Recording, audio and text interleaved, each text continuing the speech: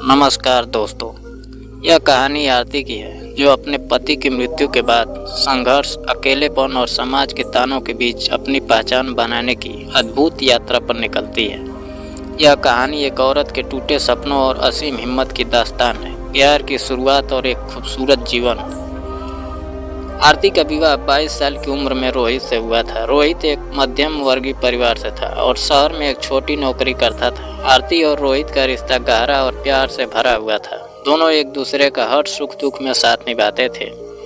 आरती ने हमेशा एक साधारण जिंदगी चाही थी, पति का साथ, बच्चों की किलकारियां और एक छोटा सा घर। शादी के 2 साल बाद उनके घर एक बेटे ने जन्म लिया जिसे उन्होंने प्यार से आर्यन नाम दिया।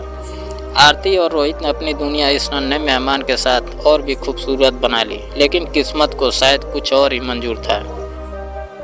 दोस्तों, कहानी पसंद आए तो सब्सक्राइब करके जाइएगा। आरती और रोहित का जीवन खुशहाल चल रहा था, लेकिन एक दिन अचानक सब कुछ बदल गया। रोहित अपने ऑफिस से घर लौट रहा था जब एक सड़क दुर्घटना में उसकी मृत्यु हो गई। यह खबर सुनते ही आरती जैसे सुन्न हो गई। उसका जीवन, उसके सपने और उसकी दुनिया पल भर में उजड़ गई। आरती को समझ नहीं आ रहा था कि वह इस सच्चाई को कैसे स्वीकार करे। वह कभी रोहित के कपड़ों को अपने गले से लगाकर रोती तो कभी उसकी तस्वीर के सामने बैठकर घंटों बातें करती। रोहित के जाने के बाद आरती को न केवल भावनात्मक तौर पर टूटना पड़ा, बल्कि समाज की कठोरता का सामना भी करना पड़ा। गांव और रिश्तेदारों ने आरती के लिए हमदर्दी के 2 शब्द जरूर कहे, लेकिन कुछ ही दिनों में सबसे उनकी ओर से मुंह मोड़ लिया।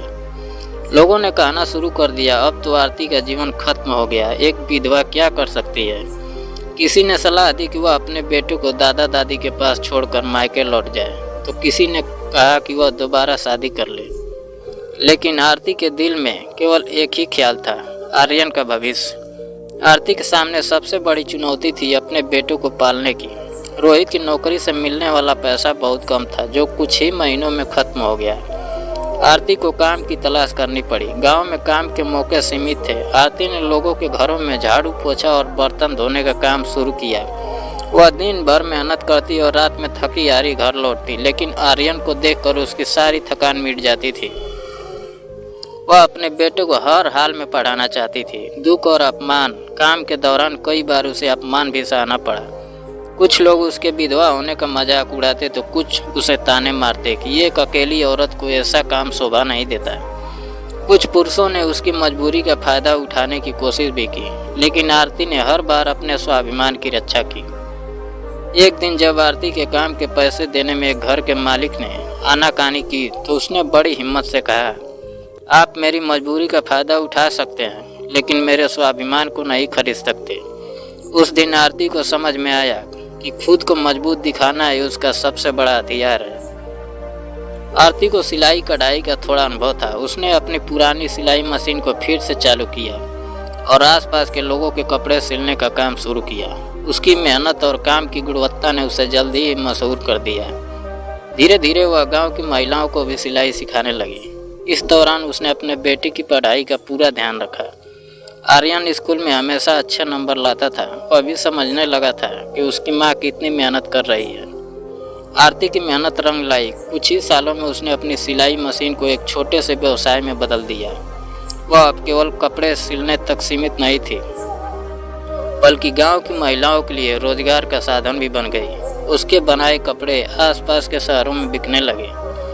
आरती ने एक सिलाई प्रशिक्षण केंद्र खोला, जहां उसने कई महिलाओं को आत्मनिर्भर बनने का मौका दिया।